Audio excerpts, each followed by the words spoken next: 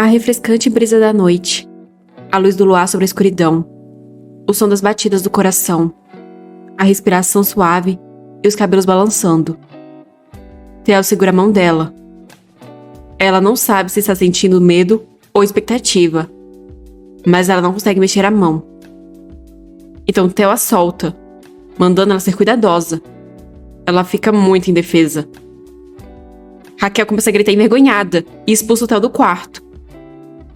Ela abaixa a porta do quarto com toda a força, enquanto ainda grita completamente envergonhada.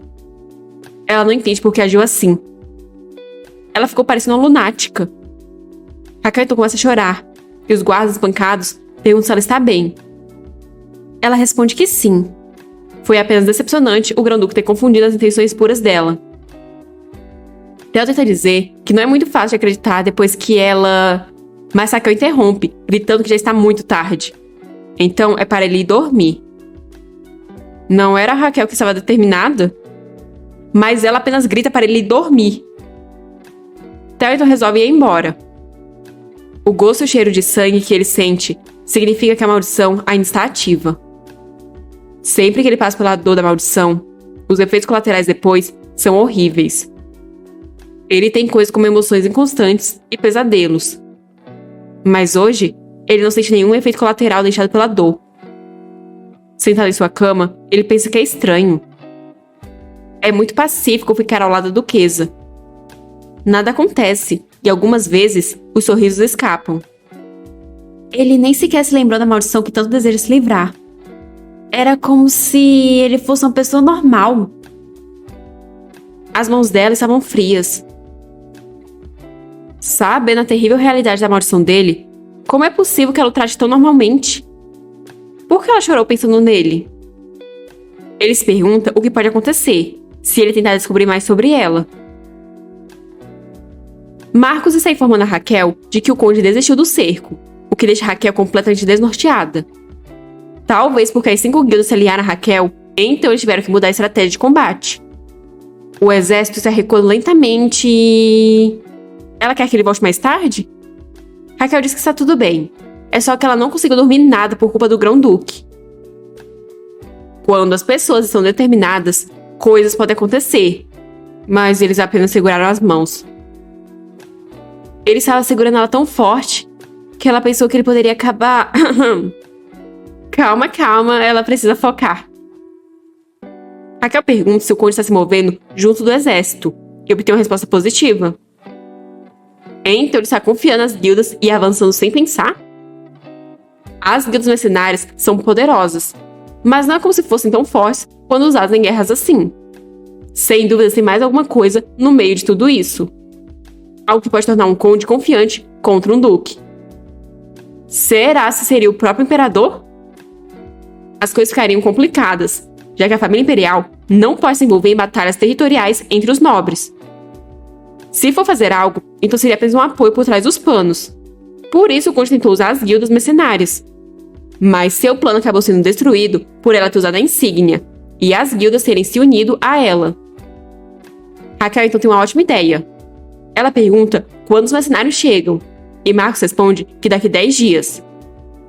Raquel então manda o Marcos mobilizar os soldados dela e deixar o exército do conde recuar.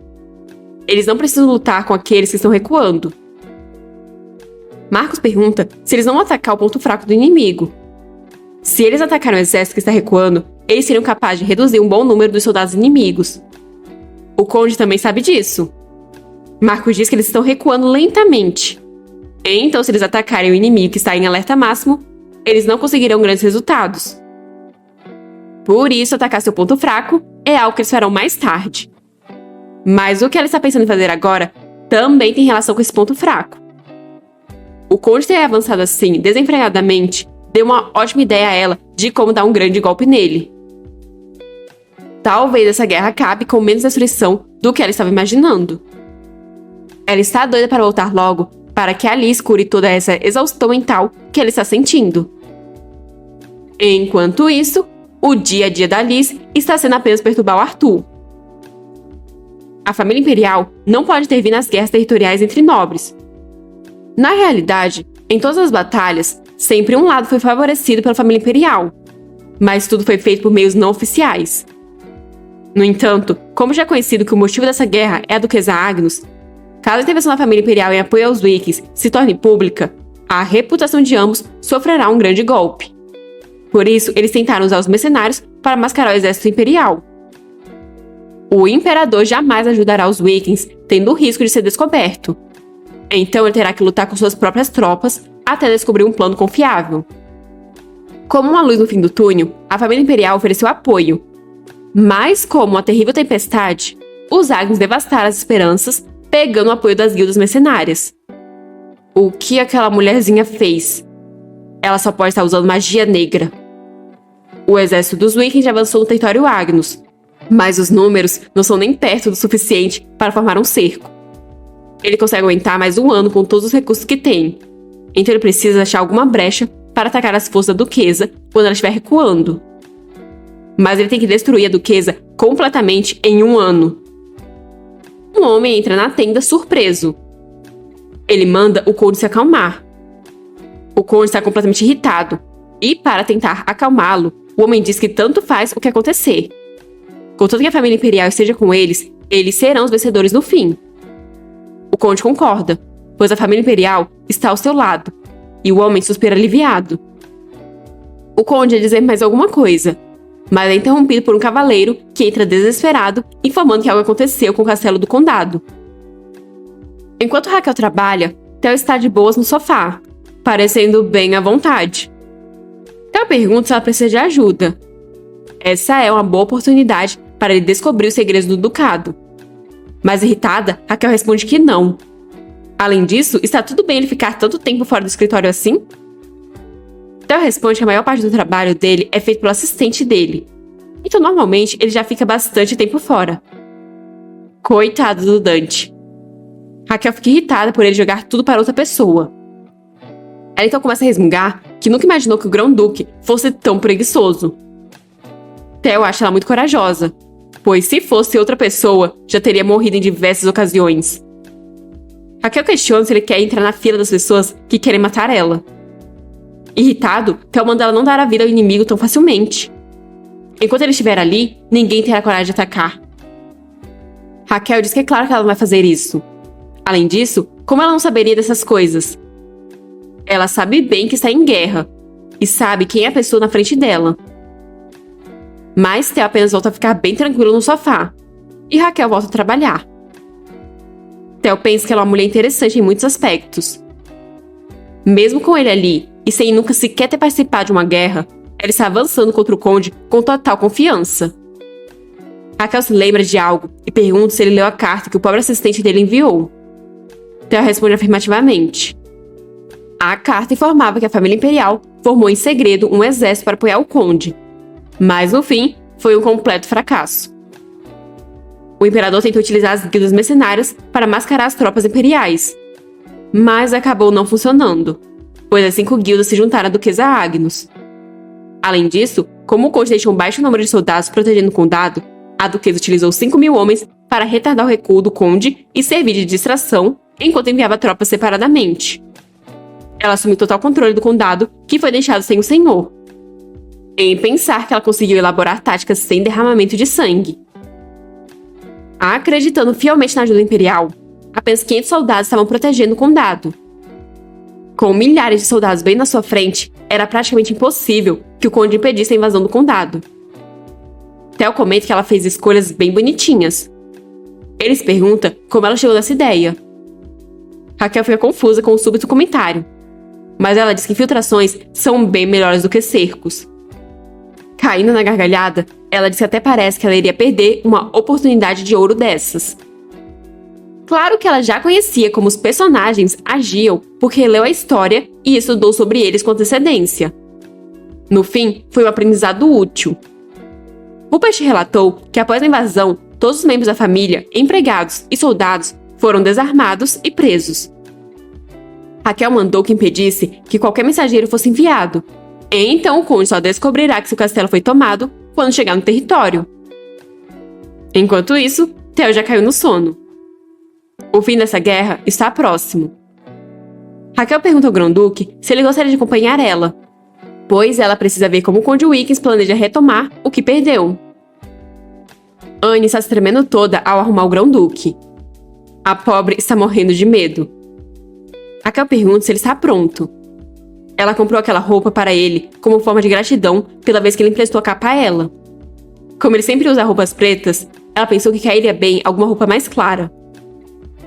Theo só consegue pensar que está sendo purificado. Raquel estende sua mão para eles irem, mas Theo apenas fica encarando.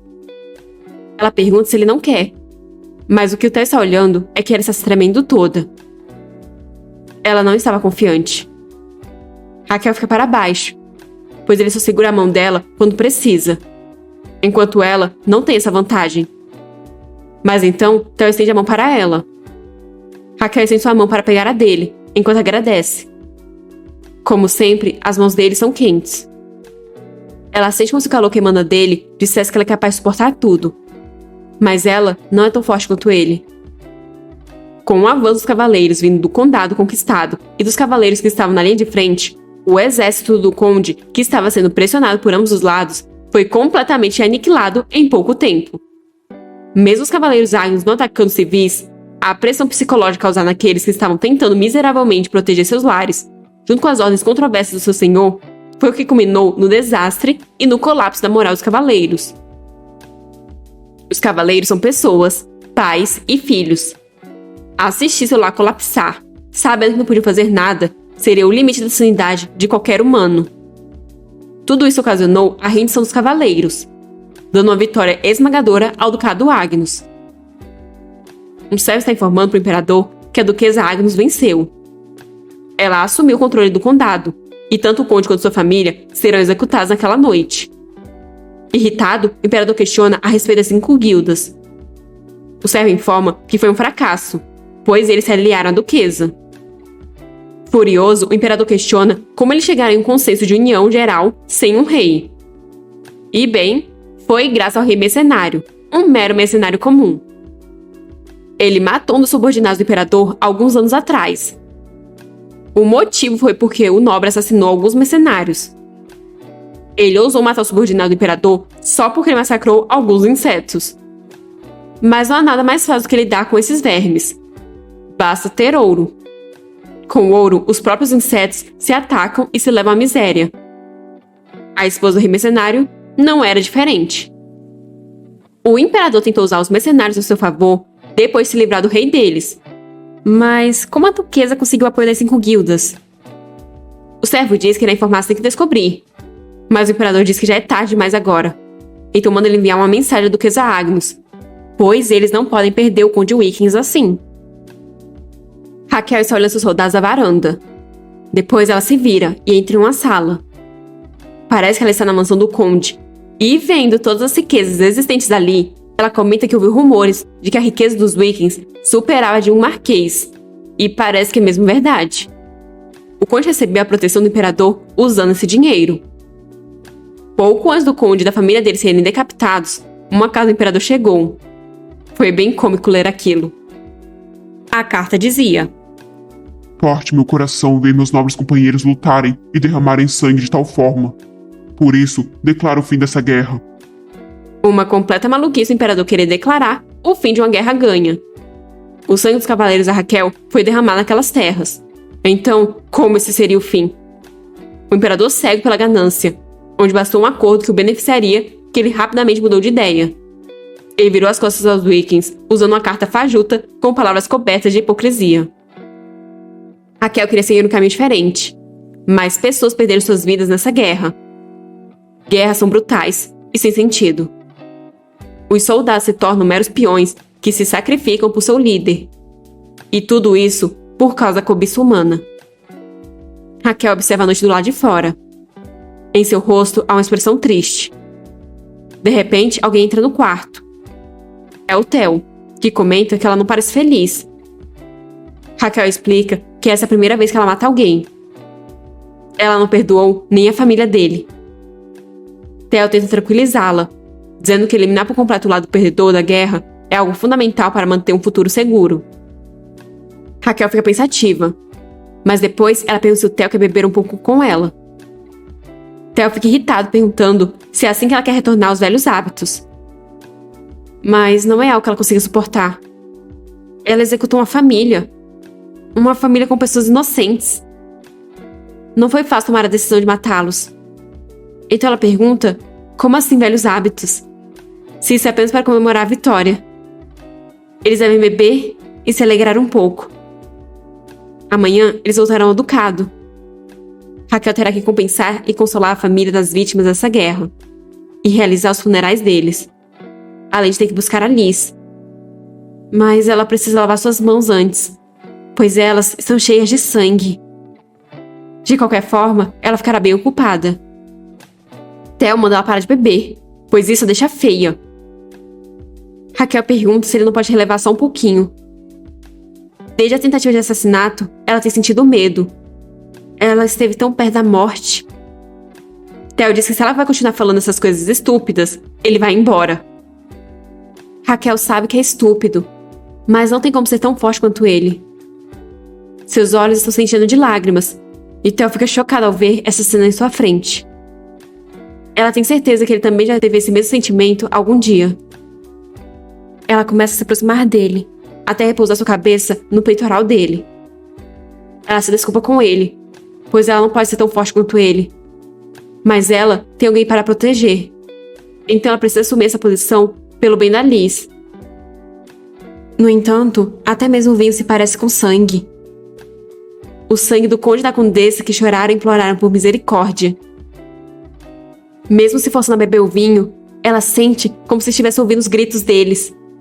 E tudo isso é muito mais do que ela consegue aguentar sozinha. Então ele poderia ficar ao lado dela e não ir embora? Assim como naquele dia que segurou a mão dela, ele poderia fazer o mesmo hoje? Mas Theo segura pelo queixo e, com ar sério, diz que parece que o último aviso dele para que ela tivesse cuidado foram apenas palavras vazias para ela. Ele então começa a aproximar seus lábios dos dela, enquanto diz que, na verdade, é exatamente isso que ela quer. E assim, eles finalmente se beijam. Sinceramente, não consegui achar isso fofo. A menina está traumatizada por ter matado alguém, e o cara só pensando em beijar ela. Logo depois, Raquel já está deitada na cama, com o Grão-Duque sobre ela. Ele diz que então irá aproveitar, apenas dessa vez. Ele começa a beijar ela, e ela se entrega totalmente ao beijo. Com um sorriso, ela pensa que não teria coragem de usá-lo de tal forma uma segunda vez. Mas ela não entende porque ele franze a testa toda vez que ela faz algo. Às vezes, ele sorri um pouco, e ela quer ver ele sorrir ainda mais. Então, ela volta a beijá-lo. Cabelos bagunçados, respirações ofegantes, lençóis amassados e os corpos nus. Na brisa da noite, a alma do conde e sua família vagarão com o vento, junto das pobres almas que perderam suas vidas naquelas terras. Ela está com medo e odeia isso. Ela quer ser abraçada, quer que ele a faça esquecer de tudo. Arranhando as costas dele, ela deseja ser possuída. Olá, me chamo Liz. Eu sou a única irmãzinha da Duquesa Agnes. Nesse exato momento, minha irmã está derrotando um vilão muito malvado.